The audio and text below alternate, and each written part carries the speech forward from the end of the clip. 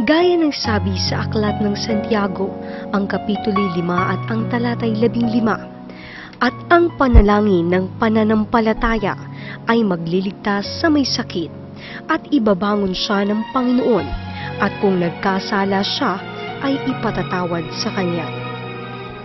Sa araw na ito, tunghayan po natin kung paanong dininig ng Diyos ang panalangin may pananampalataya ng kapatid na Rayleigh Lorais mula sa lokal ng Sampaloc, Maynila.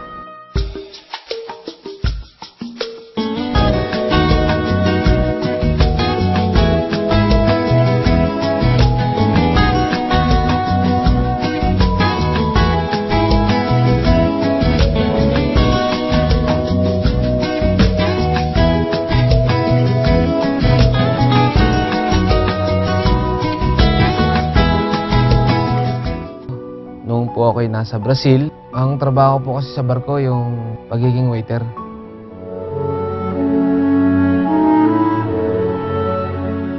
Ako po'y nagkaroon ng karamdaman na malubha, karamdaman sa aking ulo, at apektado rin yung aking mga mata.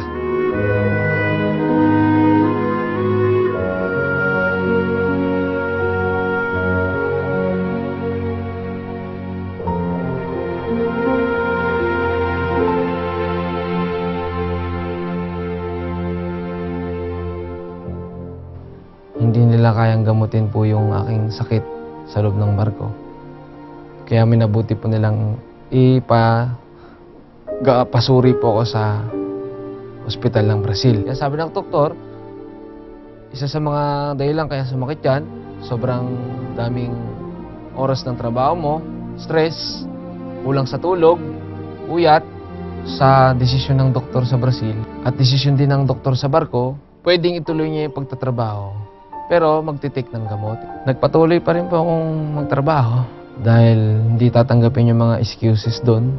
Hindi pwede basta-basta a-absent.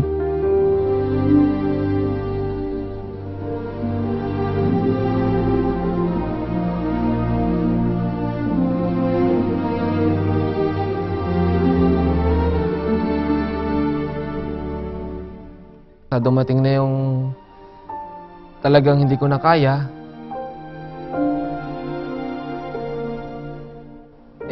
Nagsabi na ako sa doktor at sa aking boss, sa aking restaurant manager na ako na po yung nagdesisyon na mag-resign. Talagang ayaw po akong payagan.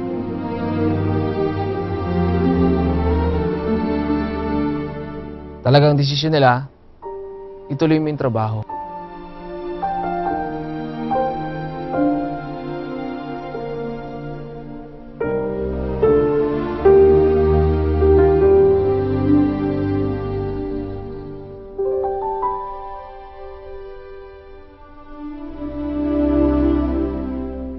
Nung ako'y nasa barko, sa pakikipag-ugnay sa Diyos, na tanong ko rin na bakit dumating yung ganito kong karamdaman. Naisip ko rin na malaki yung pagkukulang ko sa Diyos. Yung oras na yon, iniiyak ko talaga sa Diyos kung ano yung pagkukulang ko. Minabuti ko pong tumawag sa minamahal na Sugong Apostol Arsenio Periol para po humingi ng panalangin na maaprubahan yung aking pag-uwi.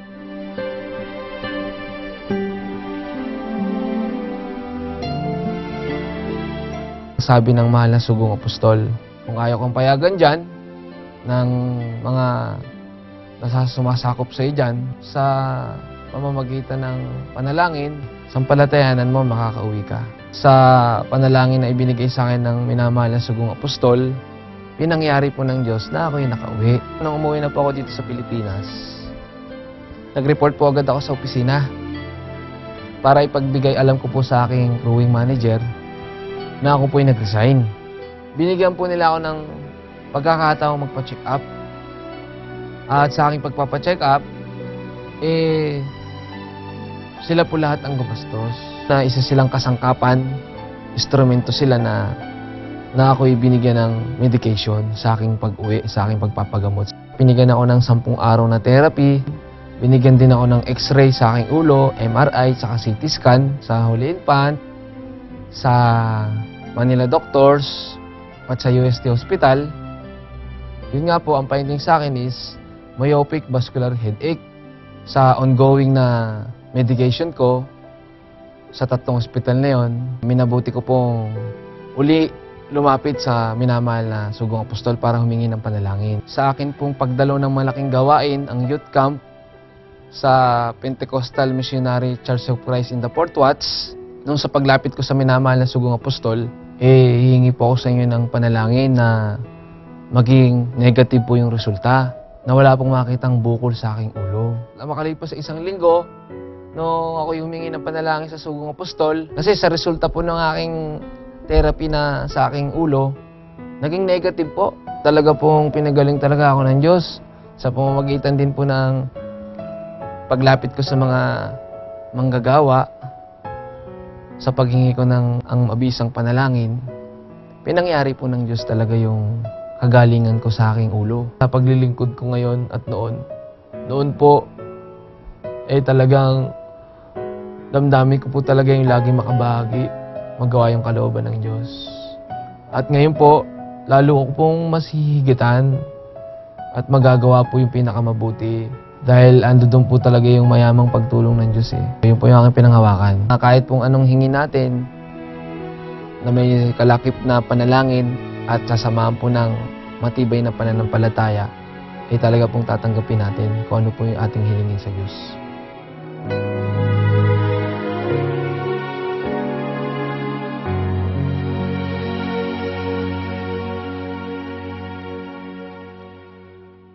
Ako po'y lubos na nagpapasalamat sa Diyos. Dito ko po naranasan yung talagang pagpapagaling ng Diyos.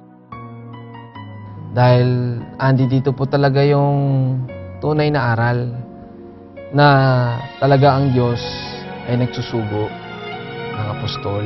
Na yun ang dapat mangasiwa sa iglesia. Sapagkat dito po yung talagang yung paglilingkod na mayroong kabanalan. At dito ko po naranasan talaga yung lubusang pagpapagaling sa akin ng Diyos. Sa ating natunghayang buhay na patotoo, ay minsan pa nating nakita kung gaano kalaki ang magagawa ng pananalangin. Lalo't higit kung ito ay may kalakip na dalisay na pananampalataya sa Diyos.